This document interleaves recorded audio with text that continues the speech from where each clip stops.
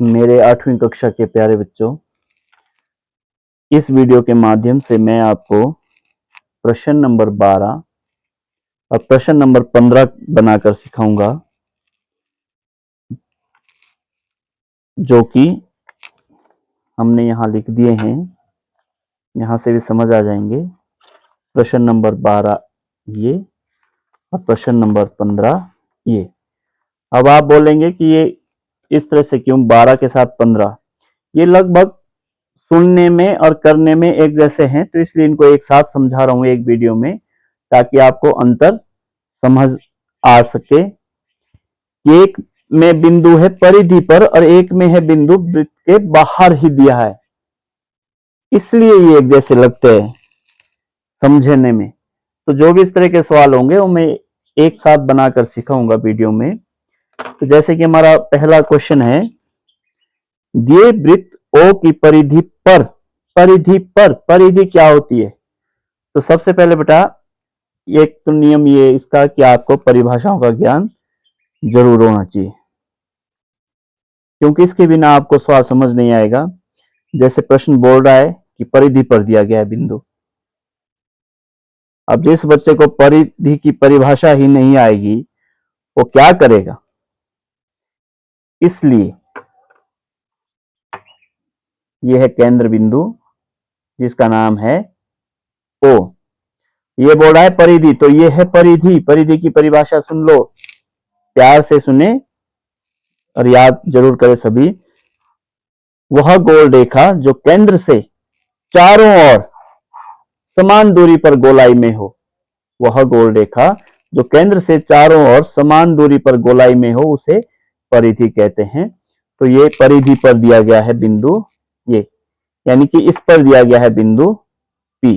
यहां से एक स्पर्श रेखा लगानी है। तो इसके लिए क्या करेंगे आप? ये ध्यान रहे, आपने अपना हाथ नहीं ज्यादा घुमाना है, आपने अपनी कॉपी घुमानी है, ताकि आपका सवाल गलत ना हो, प्रकार ना हिले काम करते हुए। यहाँ पे आप एक डॉटेड बी और ओ को मिलाती हुई, यानी कि अर्धव्यास इसका मिला लेंगे हम। अब इसको क्या करेंगे आप? P और O को एक भुजा मानकर आप यहां पर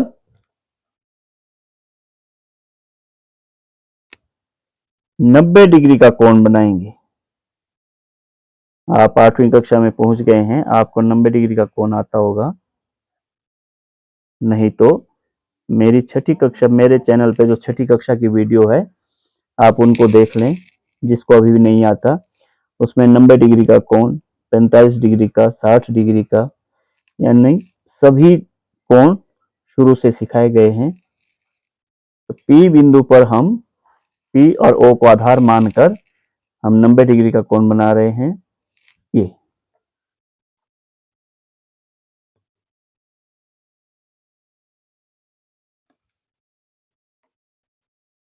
लाइन देने के लिए हम हमेशा दूसरी पेंसिल का यूज करते हैं, ताकि हमारा काम करते हुए प्रकार हिले ना। इस प्रकार से ये हमारा क्या है, ये, और ये स्पर्श करती हम भुजा लगाएंगे। ये हो गई हमारी स्पर्श रेखा। स्पर्श मतलब जो वृत्त की परिधि को किसी एक स्थान पर स्पर्श करती है। स्पर्श मतलब छूना, छूकर गुजरती हो, इसका नाम ए बी। ये हो गई हमारी स्पर्श रेखा। इसी प्रकार है दूसरा सवाल, दिए वृत्त ओ के बाहर दिए बिंदु ए से स्पर्श रेखा खींचो।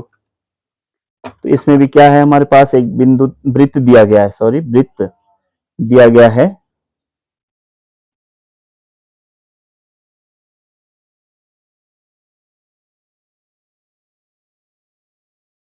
ये वृत्त का नाम है ओ। तो पहले सवाल में क्या था, परिधि पर दिया गया था बिंदु, लेकिन इस सवाल में क्या है, बिंदु दिए वृत्त ओ के बाहर, उसके सीधा बाहर दिया गया है कहीं, मान लो ये है यहाँ पे दूर, इसका नाम क्या है, ए। अब क्या करेंगे हम, ए और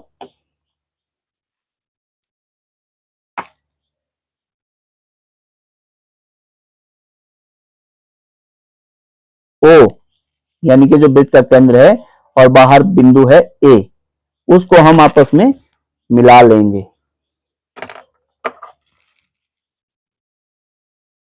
ओ और ए को एक भुजा मानकर, भुजा है ये, मानना क्या है, इसका हम करेंगे समद्विभाजन।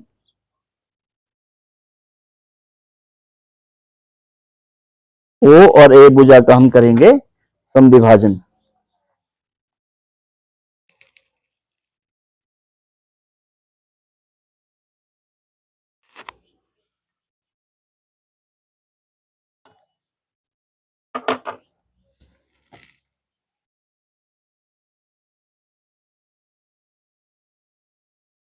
जहां ये ए और ओ भुजा का समद्विभाजन हो रहा है वहां का नामकरण कर दो पी। पी से हम क्या करेंगे, ओ और ए बिंदु को मिलाते हुए हम क्या करेंगे, एक अर्धवृत्त लगाएंगे हम। ठीक है, ये देखिए,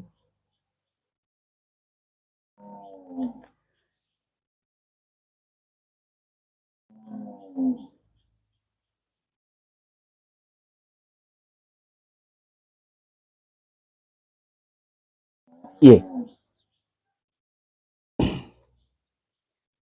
अब आपको पता है कि ये जो हमने पी बिंदु से जो अर्धचाप जो लगाई है, ये हमारी वृत्त की परिधि को काट कर बाहर निकल रही, यहां से निकल रही ना, तो इसका हम नामकरण करेंगे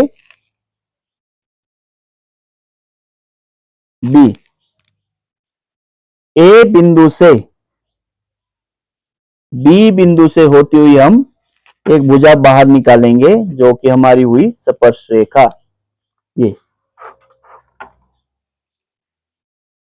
ए सी भुजा हुई हमारी स्पर्श रेखा, वृत्त की परिधि को स्पर्श करके निकल रहा है। इस प्रकार ये शर्त, इसीलिए मैंने ये दो सवाल 12 और 15 एक साथ करवाए। यहाँ है वृत्त की परिधि पर बिंदु और यहाँ है वृत्त की परिधि से बाहर, यानी कि पूरे वृत्त से बाहर है, दोनों में स्पर्श रेखा थी, इसलिए मैंने ये दो सवाल आपको एक साथ करवाए हैं। तो उम्मीद करता हूं आपको ये दोनों सवाल समझ आए होंगे। आपको मेरी वीडियो कैसी लगी, पसंद आई है तो मेरा YouTube चैनल सब्सक्राइब करें और वीडियो को अपने साथियों को शेयर करें और वीडियो को लाइक करें, ताकि आपके दोस्तों को भी ये वीडियो अच्छे से समझने में मदद करे। शुक्रिया।